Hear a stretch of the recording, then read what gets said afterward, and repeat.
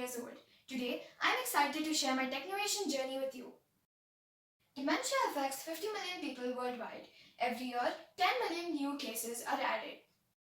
Dementia has an impact on patients, their families, and society as a whole on physical, psychological, social, and economic levels.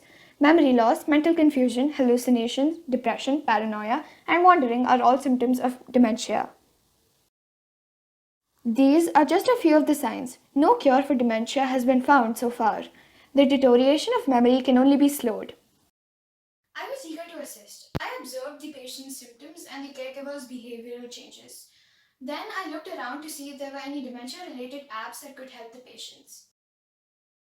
I discovered that there are a few apps available to help dementia patients and their caregivers. However, they only offer simple memory games to help patients improve their memory and allow caregivers to provide health updates and medication reminders. They do not, however, address any other symptoms. As a result, I decided to fill the gaps by developing an app that provides relief to the patient. As a first step, I created a Google Form survey. The findings reveal that over 90% of people observe similar symptoms in dementia patients and agree that the caregiver must devote a significant amount of time and energy to the patient.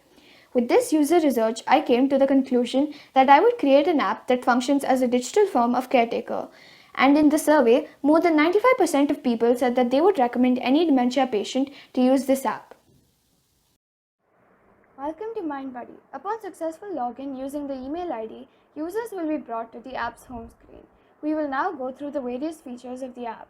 The first is a login page. I developed the sign-up process, which includes email verification and a password reset feature using Firebase and the share component. We're now using a registered account. We completed all the fields and logged in. This is the app's homepage. It has 5 major features. All of these will be used by the patient. The first feature is Chatbot. It listens to and answers the questions that patients repeatedly ask when they are having a panic attack. It makes use of Dialogflow for language learning and comprehension. This makes use of the phone's microphone and text-to-speech capability. The checklist is the second feature. This feature is used to create a list of the patient's daily activities.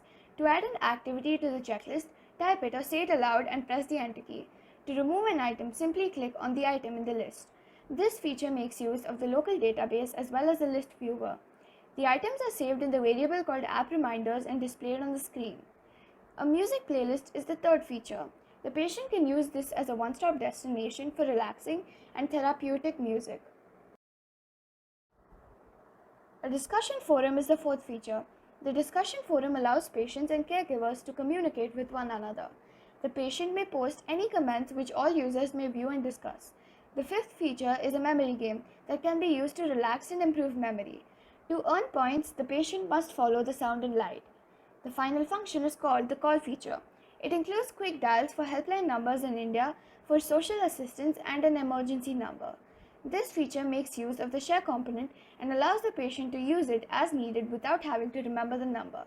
This brings us to the end of the app's main features. On the homepage, there is a navigation screen with a few main screens. A brief description of the app can be found here. Users can broaden their network by sharing the app. The share component is used once more on the screen. The user can send feedback to my email address via the feedback page. My home feature automatically navigates the Google Maps and shows the current location of the user and their registered home. The feature uses the location sensor of the phone. This feature will help the patient navigate their way back home. Now let us navigate back to the home page.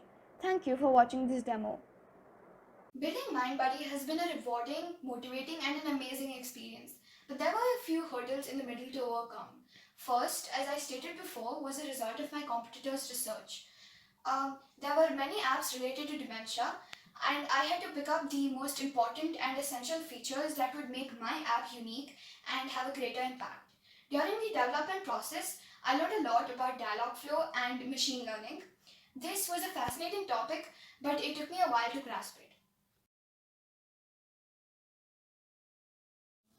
I intend to make the app multilingual in the future. I intend to connect the app to smart assistants such as Google Home and Alexa in order to improve the Talk to Me feature and include advanced machine learning using Dialogflow.